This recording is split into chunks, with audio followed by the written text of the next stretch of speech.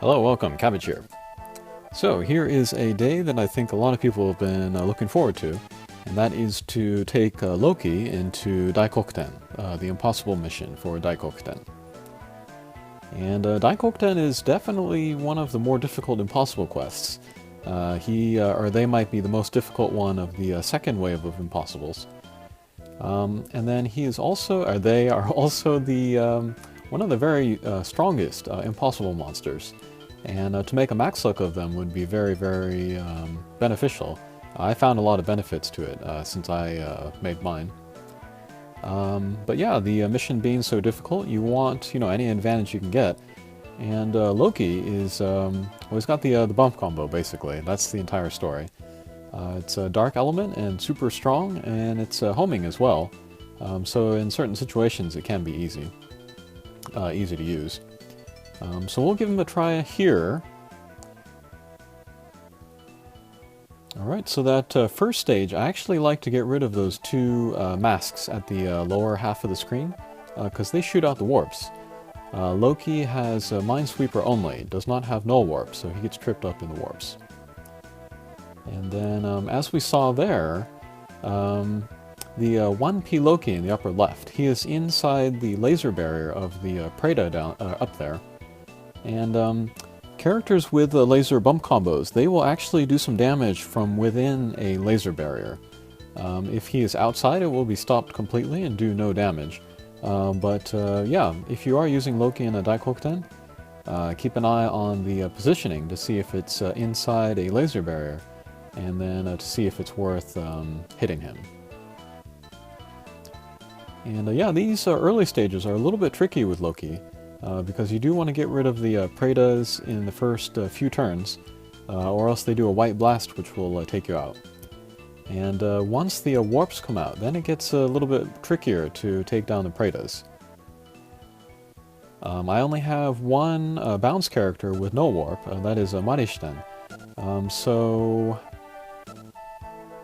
yeah, using him every turn to try to get rid of a Preda would be a very good priority to have. Also, you can start every stage with Loki before the warps come out, and then you could take that chance to take down the Preda then. Alright, so here I'm just going to do a direct attack on a Preda. I don't have the angle that I can squeeze into the side there to take him out.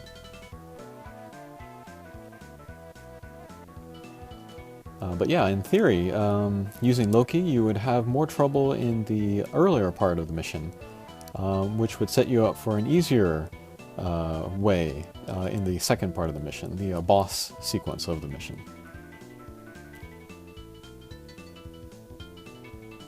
But yeah, the other two characters I'm using Tsukuyomi. She is a Pierce with a Null Warp and Minesweeper. And I chose her because she is a Pierce, and so can more easily hit other bump combos. I don't usually like to use Pierce monsters for this quest, since pinching to get rid of the Predas is so important. But yeah, just for this one time I thought I would use Tsukuyomi. And then the other character I'm using is Marishten, maybe the best max luck for this mission. He is a bounce with Null Warp and Minesweeper. So he covers both the gimmicks and then also can pinch. And he also has a Recovery S, which is very useful here since there are no hearts on this mission. Alright, so here I see Loki inside of a laser barrier, so we'll hit him, and then that will be enough to take down the Preda there, so that's good.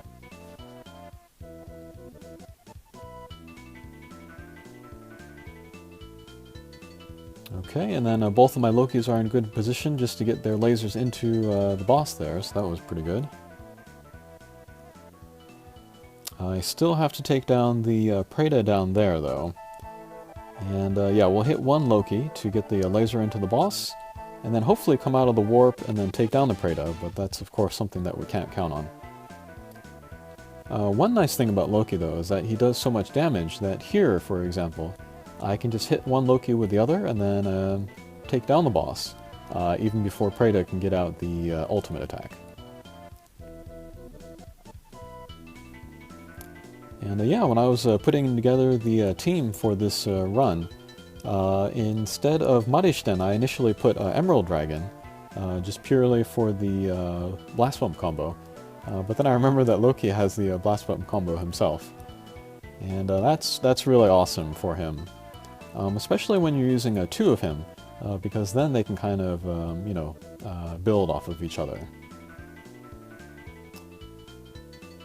Okay, so I'm just going to move my guys to the top of the screen to be in good positioning for the next level. Okay, pretty good.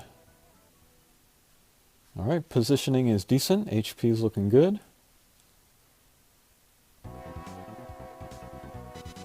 Alright, so first boss stage. Again, we want to take down the Praetos first. We do not want to take down the masks, because they will make the boss angry. Thankfully, they have laser barriers around them so that Loki can't damage them. And actually, if we take down all of the little guys, and then we keep our Lokis in the top part of the screen, all of the lock-on lasers will go right into the boss. So this is actually a very easy stage, as long as your starting positioning is pretty good. So yeah, I'm just going to go back and forth, just keep hitting bump combos, and keep doing damage to the boss. Okay, so now with my 1P Loki, I would like to move him over to the right, so that he's in good position for the stage after this. So we'll bounce off the mask, bounce off the boss, and unfortunately jump into the warps. This is a kind of a worst case scenario, is if Loki hits the warps on these boss stages. So now I can't really control where that Loki is going to go. So yeah, it's kind of out of my hands. I'm just going to go ahead and beat the stage just standard way, and hope that I can fix this situation the next stage. So here I'm going to use Tsukiyomi's Strike Shot, more for the positioning than for the healing, because that'll be a good place for her to be in the next stage. Ideally, I'd want my guys along the right side of the screen, ideally in the lower right-hand side of the screen. So here I will move Marishten. I'll do this... oh, thankfully I have the guide here, so I'm going to see if I can wedge myself into the wall next to the Preda. Okay, there we go. Okay, so we'll squeeze in there. And yeah, if my turn had started with the 1P Loki, I could have moved him around without the warps. Unfortunately, I wasn't able to do that, so I have to just jump in the warp and then pray.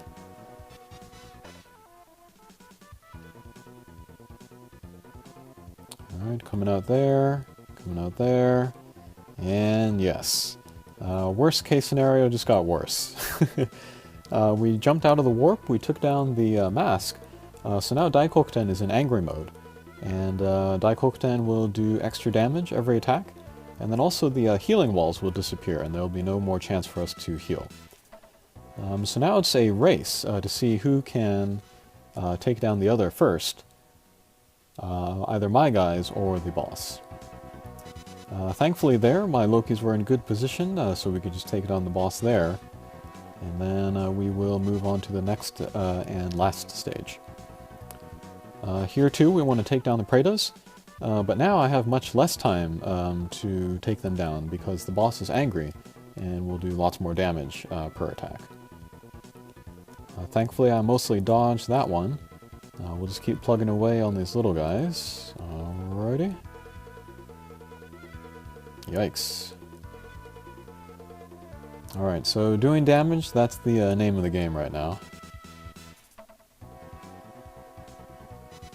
Okay, we'll get a 1-turn respite.